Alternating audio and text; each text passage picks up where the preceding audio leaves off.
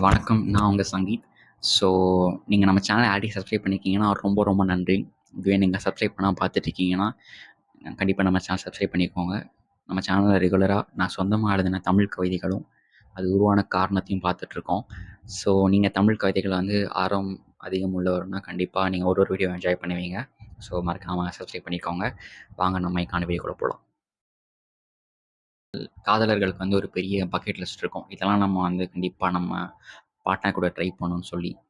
அந்த மாரியான லிஸ்ட்ல வந்து இப்ப நான் சொல்லப்போற விஷயம் கண்டிப்பா இருக்கும். அது என்னன்னா, நடுக்கடல் அதுவும் இரவு நேரத்தில ஒரு சின்ன வுடன் போட்ல அவங்க பார்ட்னர் கூட இருக்கணும். அ அந்த மூமெண்ட் அவங்க என்ஜாய் பண்ணணும்னு ஆசைப்படுவாங்க. ஸோ வந்து இந்த மாரியான சிச்சுவேஷன்ல நீங்க இருந்தீங்க அப்டின்னா, நீங்க எப்படி ஃபீல் பண்ணுவீங்கன்றத வந்து கண்டிப்பா கமெண்ட்ல சொல்லுங்க. ஸோ நான் அந்த மாரி இடத்துல இருந்திருந்தால் எப்படி நான் ஃபீல் பண்ணியிருப்பேன் அப்படின்றத வந்து எனக்கு தெரிஞ்ச சில தமிழ் வார்த்தைகள் யூஸ் பண்ணி ஒரு கவிதையா நான் எழுதியிருக்கேன். ஸோ வாங்க நம்ம கவிதைக்குள்ள போலாம்.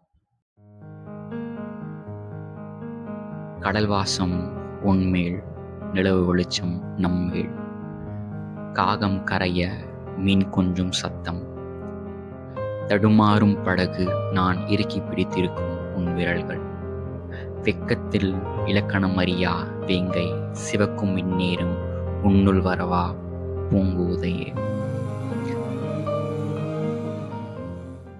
ஸோ இந்த கவிதை உங்களுக்கு பிடிச்சிருந்தா கண்டிப்பா லைக் பண்ணுங்க. அண்ட் உங்களோட பார்ட்னர் கூட ஷேர் பண்ணுங்க. இந்த மாரி நிறைய கவிதைகள வந்து ரசிக்க மறக்காம நம்ம சேனலுக்கு சப்ஸ்கிரைப் பண்ணிக்கோங்க.